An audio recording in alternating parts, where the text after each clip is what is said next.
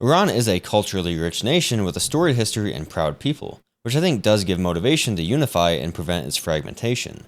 But there's such a delicate balance to be had between what the Iranians need to do and what the US should do. Long-term change rarely comes from external sources, aside from a complete annihilation campaigns that we're not going to do. If you've been around any electronic devices within the past week, Iran has basically been the only thing you've heard about. Putting aside the United States' absolute domination of Iranian airspace, no matter what happens in the coming weeks, Iran will never be the same, and the Middle East more broadly will never be the same. And while the Iranian Revolutionary Guard Corps may have crashed out and sent one-way attack drones to all of its neighboring Gulf states, probably in an attempt to get them to push for negotiations, there are only so many options that could come out of the destruction of the former Iranian regime.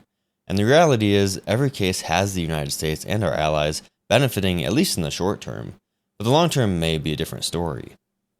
The power and influence of the Iranian regime has been declining really since 2024.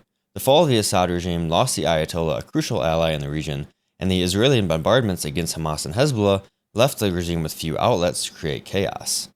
Following that with last summer's bombing campaign on their nuclear facilities and the capture of their only ally in the Western Hemisphere earlier this year, it was clear that the walls were closing in on Tehran. So while the remaining regime forces continue to launch wild drone attacks in an effort to make the war too costly and pressure the US and Israel into negotiations, the question is whether those still in power will cave to Trump's demands to hold on to some semblance of authority, or try and hold out in hopes that Western economic and political interests lower the temperature. Trump himself says that he'll accept nothing less than unconditional surrender, but what that really looks like is unclear. However, we can think ahead to a few possible endpoints, even if the details are tough to perfectly predict. The first and simplest option is that the regime forces sue for peace and accept terms for likely restructuring and oversight. However, absent some way to enforce any negotiated changes, there's no reason to believe that the IRGC won't ensure a new Ayatollah is put in place that will let military leaders off the leash. And after decades of brutal repression, Iranians are poorly equipped to mount a successful challenge to clerical rule, as shown by the outcome of protests earlier this year with the slaughter of thousands of people.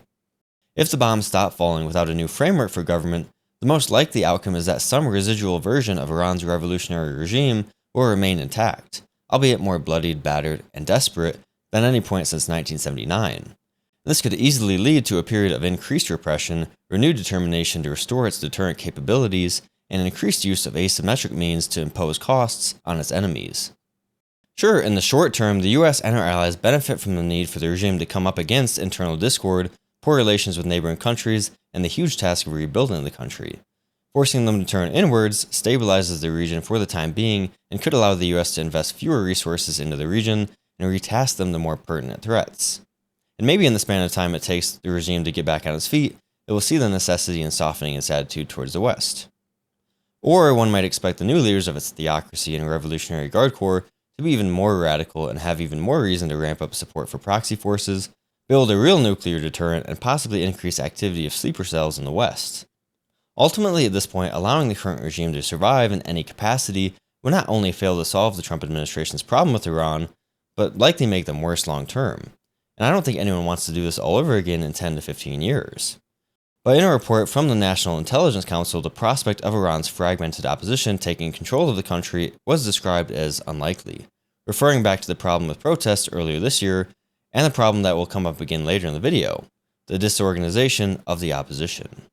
If the regime does collapse, there are a couple avenues the country could take, a good one and a bad one. The better option would be for the people of Iran to keep a unified mentality towards reversing the effects of the 1979 revolution and restoring Iran's standing as a status quo power aligned with the West. In order to accomplish this, though, they need a unifying figure, maybe like Reza Pahlavi, but that remains to be seen, and to accept that Iran won't look the same in the aftermath.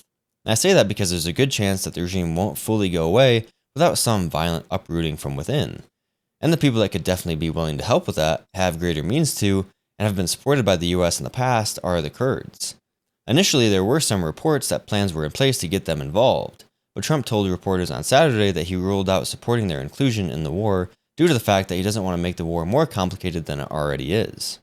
But that just means that the US isn't going to coordinate with them. It doesn't mean that they won't choose to take action on their own, especially in the northwestern region of Iran.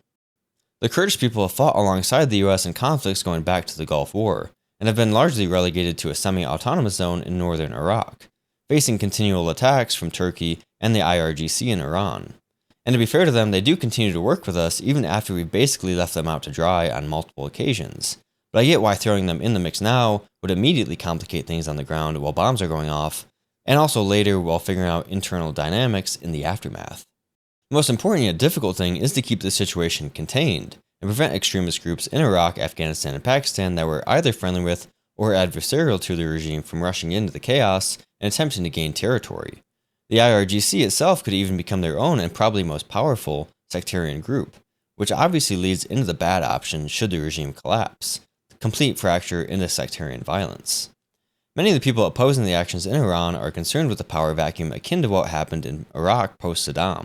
And that's not a terrible thing to worry about, but Iran does have institutions that would likely soften the collapse of the regime, has had periods of a more democratic system, and popular discontent with the regime primes the country for change better than 2003 Iraq. Wielding the power of various opposition groups in the country and Western air power could prevent the country from fragmenting into conflict between the many ethnic and religious groups. But the people do have a problem in the sense that they're basically unarmed. Government forces hold a complete dominant position in the use of force, and if the administration is truly committed to keeping American boots off the ground in Iran, we're either going to have to bank on the Kurds doing a lot of work on their own volition, or finding a way to provide sufficient weaponry to some opposition groups. Judging by the fact that we have total control over the seas and skies, there are certainly options for that, but the problem once again goes back to organization. There's no clear opposition leader on the ground that we know about, and one of the downfalls of the protests in January from achieving anything significant was the disorganization. Taking the country out of the hands of the IRGC will definitely take some organization. Iran is a culturally rich nation with a storied history and proud people, which I think does give motivation to unify and prevent its fragmentation. But there's such a delicate balance to be had between what the Iranians need to do and what the US should do. Long-term change rarely comes from external sources, aside from a complete annihilation campaign that we're not going to do. Iraq and Afghanistan were never going to become functioning democracies simply because we told them to. You have to have the spark of change come from within and be carried out primarily by the citizens of that nation. But they certainly need help. If opposition forces develop to go against regime forces, we can save a lot of their lives by helping, but we can't overplay our hand and have their revolution become our regime change. Nobody likes it when somebody else meddles in their business. And that's the sticking point. A huge amount of Americans do not want to see American boots in Iran, and you're looking at one of them. But the ability for domestic forces in Iran to overtake the regime is difficult to estimate with public information. I wish I still had access to intelligence reports so I could make a more detailed estimation, but that's not my job anymore, so I have the same information as anyone else. But I do have some faith in theater commanders passing good recommendations up the chain of command to make sure that we're in the most advantageous position without pulling us too deep into an actual ground war. No matter what, global dynamics are already shifting. Iran was supporting Russia in its war with Ukraine, supplying 12 to 13% of Chinese oil, and funding terror networks across the world. And obviously that's on pause for now. Gulf states are reevaluating their relationships and is definitely not in favor of Iran. An Emirati official told CNN that Iran's targeting of neighboring Arab states will cause a huge trust gap that will last for decades. China is scrambling for diplomacy to restore their supply of oil and ensure good relations with the US. And the willingness of the administration to use military force puts a bit of a damper on their prospect of taking Taiwan in the near future. But China does benefit if the war protracts and we're forced to expend more and more of our military resources. And Russia may benefit from increased oil prices and temporary lifting of sanctions for as long as the hot conflict lasts. But at the same time, the disruption of their shadow tanker fleet might nullify any bump in revenue from an increase in oil prices. Overall, it's still a little bit too early to really tell how things will shake out in the region. Thank you for watching, and let me know what you think will happen in the region in the coming weeks and months. If you enjoyed, don't forget to like and subscribe, and I'll see you in the next one.